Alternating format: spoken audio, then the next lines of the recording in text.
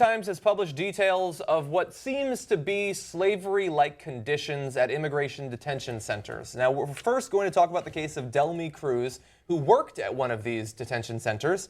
She made $3 per day cleaning bathrooms, hallways, and other parts of the detention center. At the commissary, she could buy her son a bag of potato chips for $4 or a bottle of water for $2.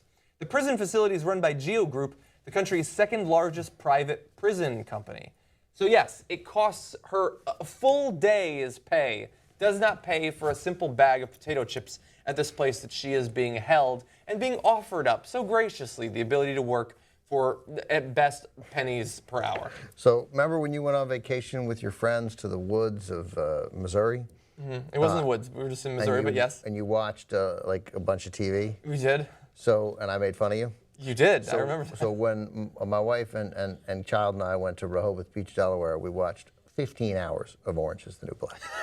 Now that's about as much Game of Thrones as I watched. Now you rewatched a show, which is still pretty fucking weird.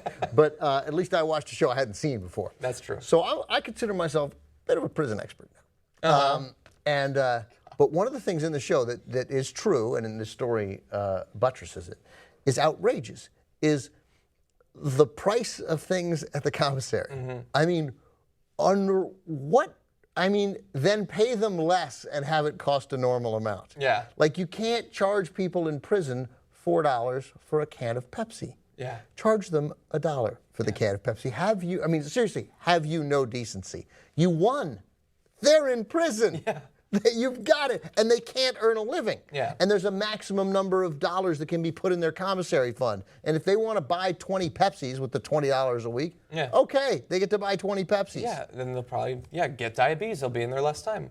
And look, I think that even in that case, like some people will say, well, they're prisoners. They're in prison. They deserve it. We're not talking, Delmy Cruz is not a prisoner. Right, She's not in prison. She's in an immigration family holdings, a detention center for families.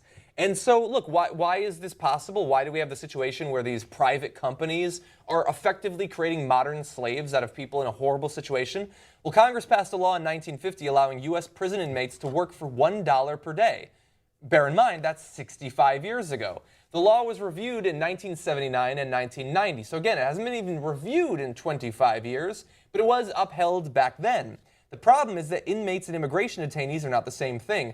Being held by Immigration and Customs Enforcement is not supposed to be a punishment, according to a staff attorney for the ACLU's Of course National it's not Prison supposed to be a Project. punishment. There's only one thing supposed to be a punishment. If you've been convicted of a crime, and if you've been arrested and charged with a crime and convicted by a jury, or you pled guilty, that's the only time we're allowed to punish you. We don't punish you by holding you in the detention center, although it's obviously punishing you because you're being detained because it's in the name. It's already a punishment. Being forced to work for a couple of dollars for an entire day's work and not being able to feed your kids based on that. I think they're not. I don't think they're forced to work. No, I'm not saying, but that's the only opportunity. And for some of these people who don't necessarily have any funds outside of this, they might not have been in the country for a long time. I want that class action. I know. I'm not saying. I want to be very clear about that. I'm not saying forced to work. But I'm saying you can't do $3 per day. That's ridiculous under any conditions. So let's get a class action lawsuit. Let's sue and let's drop a $375 million judgment on these people, and then have to pay it to what they will see as all those horrible Mexicans who snuck in here. Oh, I want that to happen so badly. Yeah. Now look, here's the defense, by the way. And then you can't charge $4 for a bag of potato chips when you pay somebody $3 a day when you pay them and work them like a slave. It's not a movie theater. It's not, it's not the airport. How are you charging these prices? It's one thing to charge it at the airport. Yeah. Right. Like you chose to fly. They didn't want to be held there. So this is a defense by an ICE spokesperson. This is the Immigration and Customs Enforcement official who says the program allows detainees to feel productive and contribute to the orderly operation of detention facilities. Which, if that's your goal, that's perfectly fine. And I could see some value in them feeling like they're a part of the system, they're being productive. None of that explains why they need to be paid $3 for a day of work. Especially when these are private prisons, and we know that those prisons almost universally are being overpaid massively by the government, whether federal or state, to hold these people.